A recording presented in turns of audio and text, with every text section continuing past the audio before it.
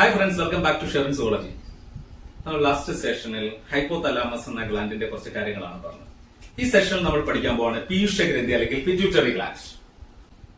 പീയൂഷഗ്രന്ഥി അല്ലെങ്കിൽ pituitary gland ഇതിന്റെ മറ്റൊരു പേരാണ് ഹൈപ്പോഫൈസിസ്.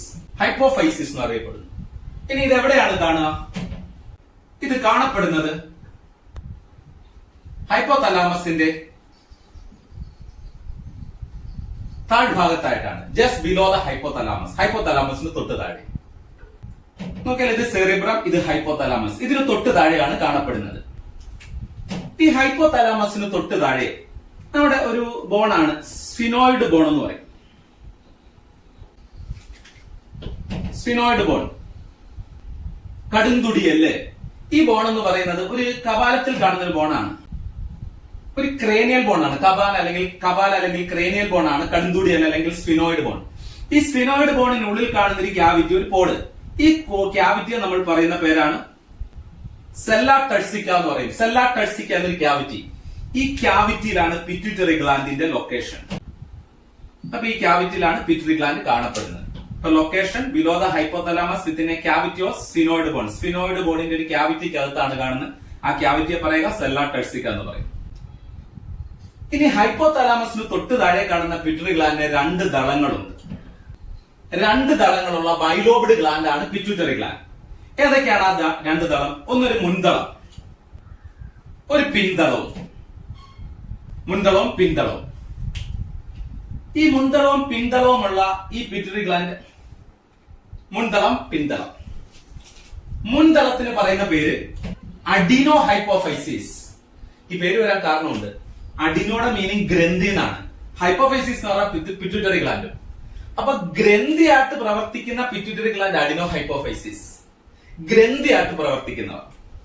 പിന്തളത്തിന് പറയുക ന്യൂറോ ഹൈപ്പോഫൈസിസ്. അത് ഗ്രന്ഥിയല്ല, ഇതിൽ നിന്നും ഒരു സെക്രീഷൻ ഇല്ല, സ്രവങ്ങളൊന്നുമില്ല. ഇതിന്റെ ഫംഗ്ഷൻ സ്റ്റോറേജ് മാത്രമേ ഉള്ളൂ. ചില ആളുകളെ സ്റ്റോർ ചെയ്ത് വെക്കുക, സ്രവങ്ങളില്ല. സ്രവിക്കപ്പെടുന്ന റീജിയൻ മുൻതളം മാത്രമേ ഉള്ളൂ. അതുകൊണ്ട് ആ മുൻതളത്തെ അഡിനോ ഹൈപ്പോഫൈസിസും പിന്തളത്തെ ന്യൂറോ ഹൈപ്പോഫൈസിസും. അതിന്റെ റീസൺ ഞാൻ പറഞ്ഞുതരാം, എന്തുകൊണ്ട് ന്യൂറോ ഹൈപ്പോഫൈസിസ് എന്ന് വിളിക്കുന്നു എന്നുള്ളത്. So this is adenohypophysis, മുൻതളം. ഇനി രണ്ട് ലോബ് ആണെങ്കിലും ഈ പിറ്റ്യൂട്ടറി ഗ്ലാൻഡ് എന്ന് പറയുന്നത് ഒരു തണ്ട് വഴി ഹൈപ്പോതലാമസുമായിട്ട് കണക്ട് ചെയ്ത് വെച്ചിരിക്കുകയാണ്. ഈ ബൈലോബ്ഡ് പിറ്റ്യൂട്ടറി ഗ്ലാൻഡ് ഒരു തണ്ട് വഴി ഹൈപ്പോതലാമസിൽ കണക്റ്റഡ് ആണ്. എന്താണ് ആ തണ്ടിന്റെ പേരെന്ന് നോക്കാം. ആ തണ്ടുകൾ അല്ലെങ്കിൽ ആ സ്റ്റോക്കുകൾക്ക് പറയുക ഇൻഫണ്ടിബുലം.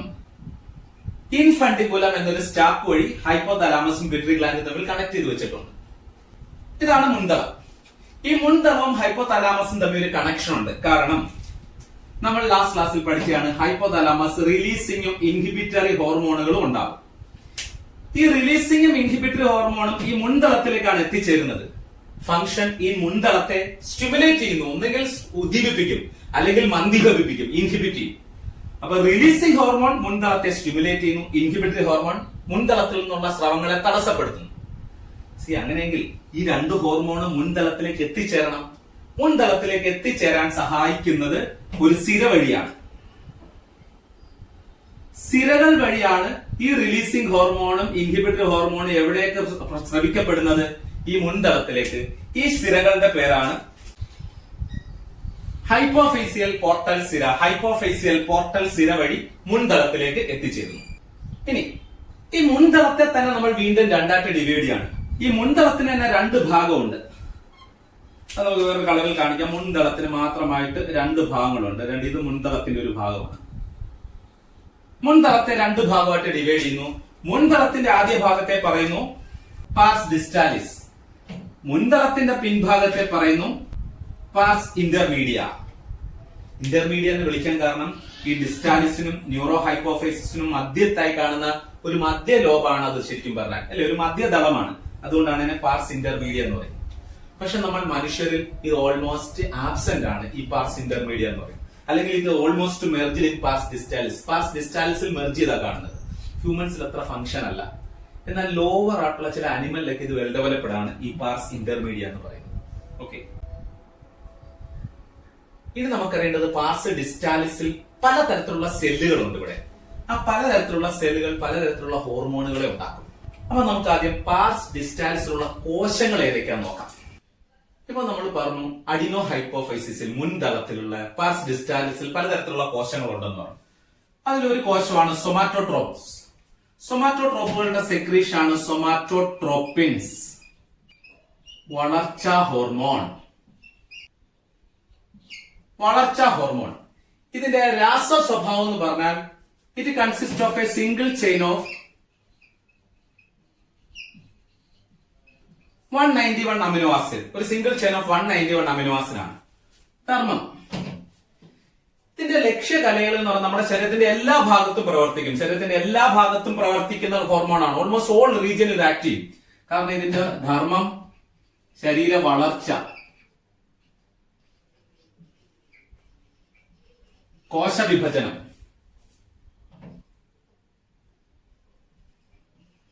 ഉപാപചയ പ്രവർത്തനങ്ങളെ നിയന്ത്രിക്കും, മാംസ്യ നിർമ്മാണം. മറ്റൊരു പ്രത്യേകത, ഇത് മറ്റു ചില ഓർഗനുകളെയും ഗ്ലാൻഡുകളെയും ഉദ്ദീപിപ്പിക്കുന്ന ഒരു ഗ്ലാൻഡ് ഹോർമോണാണ്. ഇതെന്ത് ചെയ്യുന്നു? ഇറ്റ് സ്റ്റിമുലേറ്റ് ബോൺ ഗ്രോത്ത്, അസ്ഥി വളർച്ചയെ സ്റ്റിമുലേറ്റ് ചെയ്യുന്നു. ഇനി ഇത് കരളിനെ ഉദ്ദീപിപ്പിക്കും, കരളിനെ സ്റ്റിമുലേറ്റ് ചെയ്യുന്നു. ഫോർ സെക്രീറ്റിംഗ്, എന്ത് പുറപ്പെടുവിക്കാൻ? Insulin like growth factors. കരളിൽ നിന്നും ഇൻസുലിൻ ലൈക്ക് ഗ്രോത്ത് ഫാക്ടേഴ്സിന്റെ പ്രൊഡക്ഷനെ നിയന്ത്രിക്കുന്നു. Insulin like growth factors or somatomedins. അവർ പറയുന്ന മറ്റൊരു പേരാണ് സൊമാറ്റോമെഡിൻസ്. ദെൻ അടുത്ത കോശമാണ് കോർട്ടിക്കോട്രോപ്സ്. കോർട്ടിക്കോട്രോപ്പ് എന്ന കോശം ഉണ്ടാക്കുന്ന hormone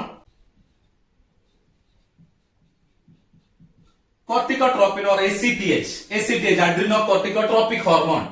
It consists of a single line of 39 amino acid. ഒരു 39 അമിനോ ആസിഡ് ഉള്ള ചെയിൻ ആണ്. ധർമ്മം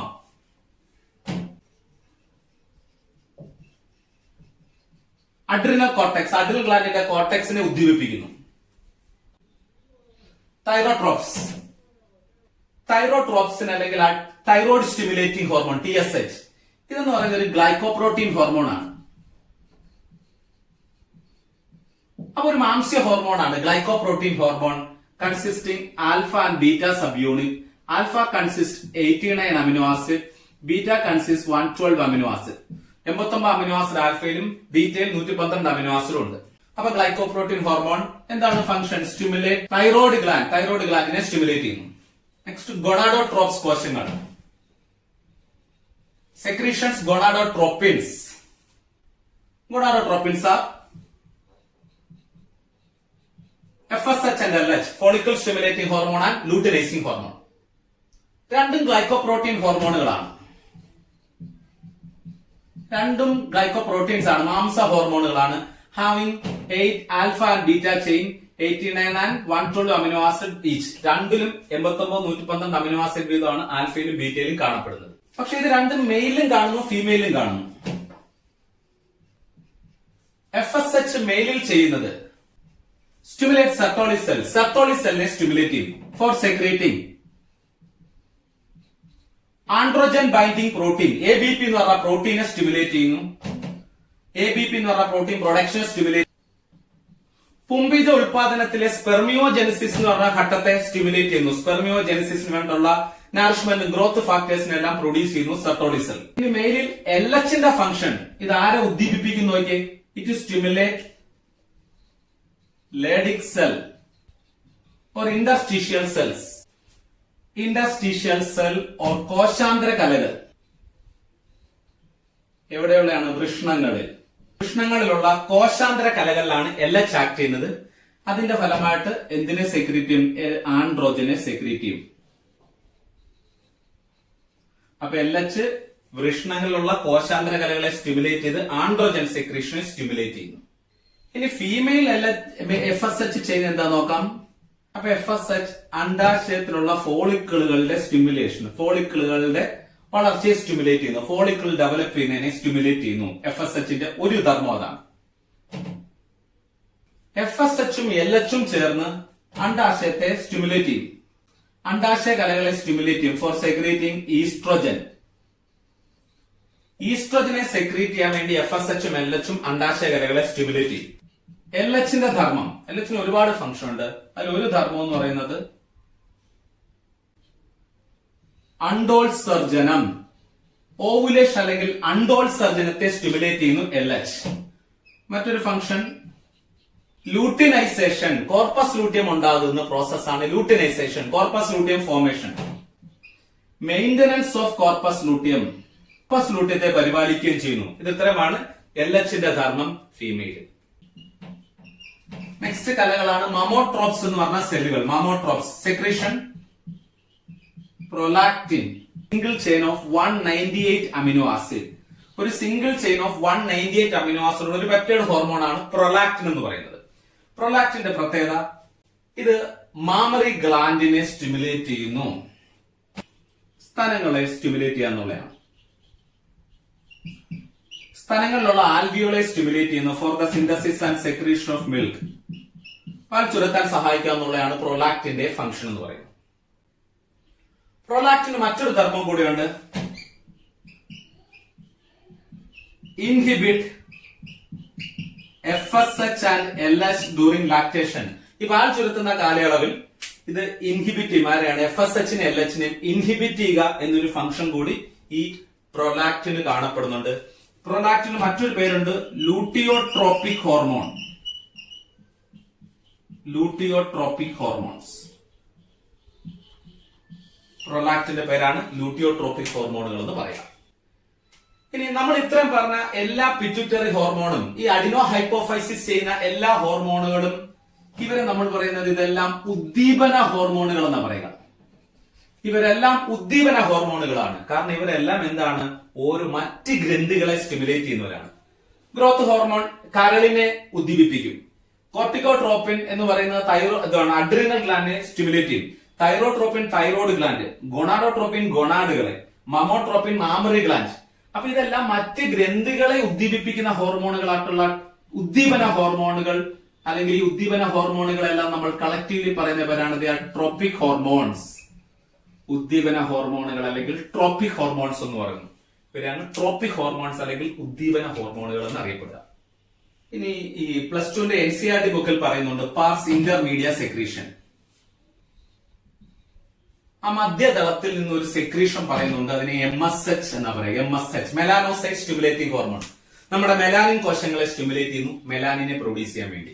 പക്ഷെ നമ്മളിൽ ഇത് ഓൾമോസ്റ്റ് ആബ്സെന്റ് ആണ് ഹ്യൂമൻസിൽ. ദെൻ പാർസ് നെർവോസ് അല്ലെങ്കിൽ ന്യൂറോ ഹൈപ്പോഫൈസിസ്. പാർസ് നെർവോസ് അല്ലെങ്കിൽ ന്യൂറോ ഹൈപ്പോഫൈസിസ് എന്താ, it store and release two hormone oxytocin and vasopressin. ഓക്സിറ്റോസിന്റെ ധർമ്മം പേശികൾ, അതായത് സ്മൂത്ത് മസിലിനെ സങ്കോചിപ്പിക്കുന്നു. ഗർഭപാത്രത്തിലെ മിനുസ പേശികളെ സ്മൂത്ത് മസിൽസിനെ സങ്കോചിപ്പിക്കുന്നു. എന്തിനുവേണ്ടാണ്, പ്രസവിക്കുക അല്ലെങ്കിൽ ഡെലിവറിക്ക് സഹായിക്കുന്ന ഹോർമോണാണ്. ദെൻ മറ്റൊരു പ്രത്യേകത എന്ന് പറയുന്നത് സ്തനങ്ങളിലെ പേശീകോശങ്ങൾ, സ്തനങ്ങളിലെ പേശീകോശങ്ങളായിട്ടുള്ള മയോ എപ്പിത്തീലിയം. ഇതൊരു ആവരണകലയാണ്. മയോ എപ്പിത്തീലിയം എന്ന് പറയുന്ന ഒരു ആവരണകലയാണ്, ഒരു എപ്പിത്തീലിയൽ ടിഷ്യൂ ആണ്. ഈ മയോ എപ്പിത്തീലിയത്തെ സ്റ്റിമുലേറ്റ് ചെയ്യുന്നു. മയോ എപ്പിത്തീലിയത്തെ കോസ് മിൽക്ക് ഇജക്ഷൻ. ഇപ്പൊ മിൽക്ക് ഇജക്ഷൻ അല്ലെങ്കിൽ സ്തനത്തിൽ നിന്നും പാൽ ചുരത്താൻ സഹായിക്കുന്ന മിൽക്ക് സിന്തസിസിനെ സഹായിക്കുന്നത് ഏത് ഹോർമോണാണ്, പ്രൊലാക്റ്റിൻ. മിൽക്ക് ഇജക്ട് ചെയ്യാൻ, മിൽക്ക് പുറന്തള്ളാൻ സഹായിക്കുന്ന ഹോർമോണാണ് ഓക്സിറ്റോസിൻ എന്ന് പറയുന്നത്. ഓക്സിറ്റോസിന്റെ ഫംഗ്ഷൻ. ഒരു ഹോർമോൺ, മറ്റൊരു പേര് കൂടെ ഉണ്ട്, ലവ് ഹോർമോൺ എന്നറിയപ്പെടുന്നതും ഈ ഓക്സിറ്റോസിനെയാണ്. Then ADH or vasopressin. ADH അല്ലെങ്കിൽ വാസോപ്രസിൻ പ്രവർത്തിക്കുന്നത് നമ്മുടെ വൃക്കകളിലെ നെഫ്രോണിന്റെ അവസാന ഭാഗങ്ങളിലാണ്. DCT കളക്ടിംഗ് ഡക്ട് പോലെയുള്ള നെഫ്രോണിന്റെ അവസാന ഭാഗങ്ങളിലാണ് പ്രവർത്തിക്കുന്നത്.